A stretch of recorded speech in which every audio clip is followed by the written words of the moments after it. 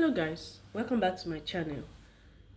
As you all know, my name is Laurel Nwokike Obani, and on this channel I talk about how to relocate to the UK using the healthcare route. What it means is that healthcare facilities here in the UK will sponsor your visa on a work skilled visa to come into the UK to work as a healthcare assistant, be it senior healthcare supporter or a junior healthcare supporter. And what I mean by junior healthcare supporter means you can be an assistant healthcare supporter here in the UK.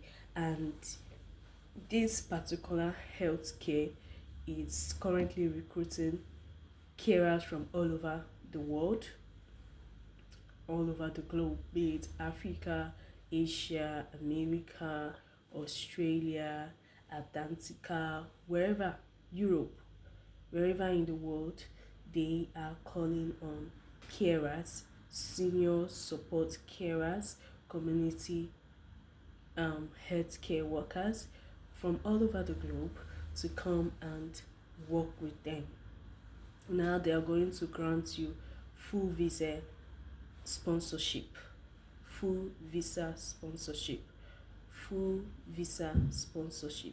But of course, there is what we call eligibility criteria, and you have to check if you qualify for this role before you can apply. Now let's go through the eligibility criteria. What are things that you need to have so as to qualify for this role as a healthcare assistant, and then you can apply and you know get selected and then be sponsored to come into the UK as a healthcare assistant. Number one is what we call English proficiency certificate. Now you have to prove that you can speak English and you can write in the English language. What it means is that you have to sit for IELTS or OET examination and get certified, showing that of course you can speak the English language, because the official language here in the UK is English. So if you're coming here to work as a carer and you cannot speak the language that who you'll be caring for, you understand, that means there will be no communication or effective communication. So it is number one criteria that you have the English proficiency certificate. Now you also have to have work eligibility. That means nothing, why when you come into the UK, nothing is going to stop you from working. And you must have your police clearance certificate from your home country. This is easy to get. If you're living in Nigeria, if you're currently in Nigeria, you can just go to the closest police station and then tell them that you want to get a police clearance certificate. They will run a screening and see if you have any criminal record first before they can issue a police clearance certificate, because the police clearance certificate is a proof that you have no criminal record and you can travel outside your home country, and then you have work eligibility. You can work in any country. So it's important that you have the English proficiency certificate and your police clearance certificate. Another thing that they will require from you is references. References simply means people that can accept and say, yes, you have worked with us. They can talk about your professional career, talk about your character reference, and people who can talk about your educational reference. So of course you can get your references from school, places you were trained, or you can get it from someone who can talk about your character.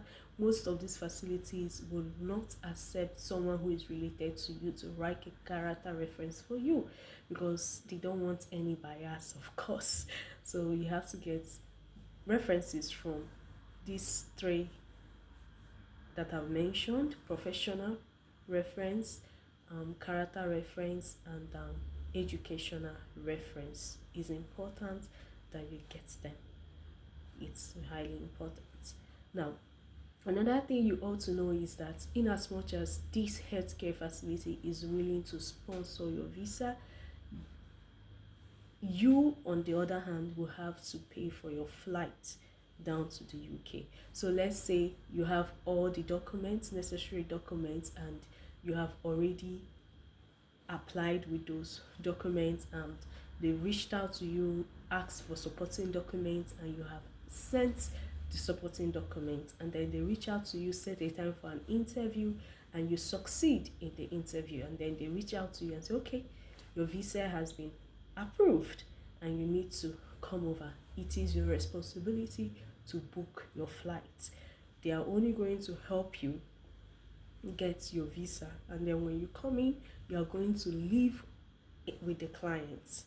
Yes, this is a healthcare facility that goes to the homes of their clients to render care services to them.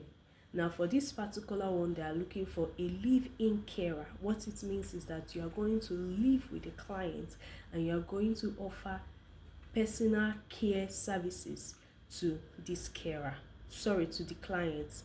Personal care services to the client. Person-centered services to the client. That is all that it entails.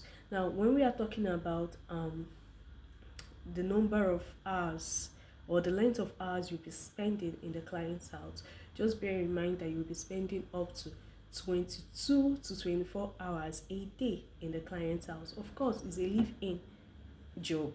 You are there to stay with the client 24/7 to look after the person. But of course, they can spare you 2 hours a day for a good reason, and you must let your agency know in time about your movement so that they will know how to cover up good. Now, another thing is that they will be the ones to also cover your movement from your arrival here in the UK down to your client's house. So they'll be the ones to cover that. Your movement from the airport down to the client's house.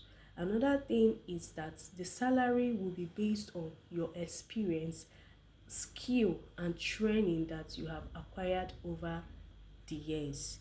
So there is no specific salary base at the moment that they will pay this person. It is negotiable and it is determinant on your year of experience in care service, the skills that you already have in care service, and the trainings that you have acquired over the years in this field as a healthcare assistant. Now, there are flexible working pattern which will be discussed before you begin to work with the agency as a live-in carer. So you will go through the working patterns so that it can suit you too. Do you understand that? And then there will be paid trainings on your arrival. Once you enter, you are going to um, um, go for trainings so that you can be up to date with the level of healthcare service that is rendered here in the UK, because there may be differences even here in the UK. So many healthcare centers do not render the same service with others. Every healthcare center have their own policy and method of doing things. So they will pay for your training and they will update you with their policies and everything that you need to know before you begin working. There are so much more in their package, but I'm going to leave the link to this healthcare center in the description box, and you can go ahead to do more findings on them. And then if you meet the eligibility criteria, you can go ahead and apply. They are recruiting at the moment, and I'm sure you do not want to sleep on this very opportunity. And guys, if you have been watching my video all this while and you are yet to subscribe, you're yet to like, you're yet to drop a comment or even share, I don't know what you're waiting for. Why don't you go ahead and subscribe to this channel, give this video a thumbs up and share so that YouTube can, share my video to a larger audience, and by that way you can help me grow in this space. Thank you so much for your time, and see you in my next one, because I'll be dropping another valuable content on opportunities here in the UK that are giving UK visa sponsorship. Thank you, and bye bye.